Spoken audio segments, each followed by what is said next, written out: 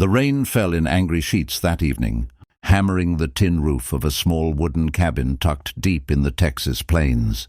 Inside, a young woman named Clara Mayfield sat near a flickering fire, her calloused hands clasped around a chipped mug of coffee. Life had not been kind to her. After losing her parents, she worked sunrise to sunset on a neighbor's ranch just to afford scraps of food and the roof that leaked every time the wind turned rough. She had learned to live with silence, with hunger, and with the bitter ache of loneliness. But that night, destiny decided to knock on her fragile door. The knock came sharp, desperate, followed by the cry of a little girl. Clara hesitated, heart pounding. Out here, visitors didn't just appear in storms like this.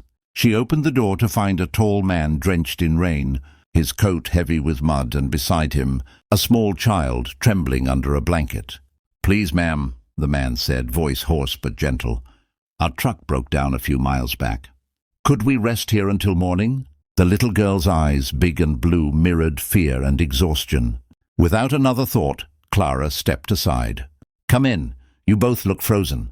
Inside, she hurried to place more wood on the fire.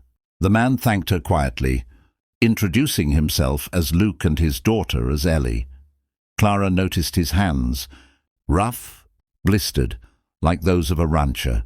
Yet there was something refined in his posture, something that didn't match his worn-out clothes. She brushed the thought aside and handed Ellie a bowl of soup, saving only a small portion for herself. The child's smile, shy and grateful, melted the cold of the cabin. As the storm howled outside, the three of them talked softly. Luke mentioned traveling across states looking for work after losing his ranch to debt. Clara nodded. Pain recognized pain. "It's not easy out here," she said. "But kindness still lives, even when money doesn't." Luke studied her, the sincerity in her tired eyes, the strength in her gentle words. There was something rare about her spirit, something no wealth could buy. Later that night, when Ellie had fallen asleep, Luke helped Clara fix a part of the roof that was leaking rainwater. They laughed as the bucket tipped, spilling water on both of them, and for a brief moment, the world outside didn't exist. Only two souls finding warmth in shared struggle. Before dawn, Luke insisted on paying her something for her kindness, pulling a few crumpled bills from his pocket. Clara refused. "I didn't help you for money," she said softly. "Just promise me you'll help someone else when you can." When morning came, the storm had cleared. Luke and Ellie thanked her again and walked down the muddy path toward the horizon.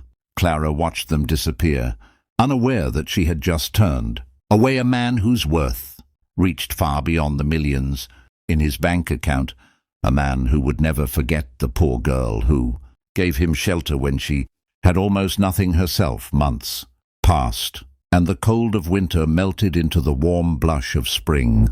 Clara's life trudged on, long hours, empty pockets, and dreams that never reached daylight. Yet sometimes, when the wind whispered through the plains, she thought of the kind man and his little girl. She wondered if they'd found safety, if Ellie was smiling somewhere under a brighter sky. She didn't know that fate was already galloping back toward her door, on horseback and wrapped in secrets. One golden afternoon, the sound of hooves thundered across the dry earth. Clara stepped outside, shielding her eyes, and froze.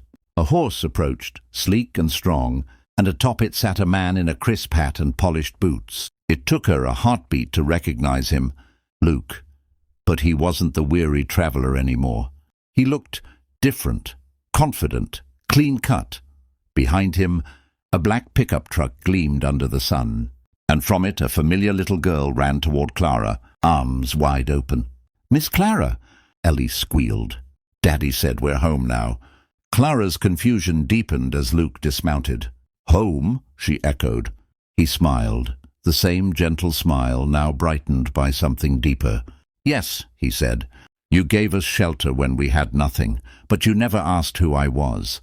The truth is, I owned the Dawson Ranch just a few miles west. I'd lost myself for a while, trying to find meaning beyond money. You reminded me what real wealth looks like, kindness, heart, and honesty." Tears welled in Clara's eyes as she stammered, You're a millionaire? Luke chuckled.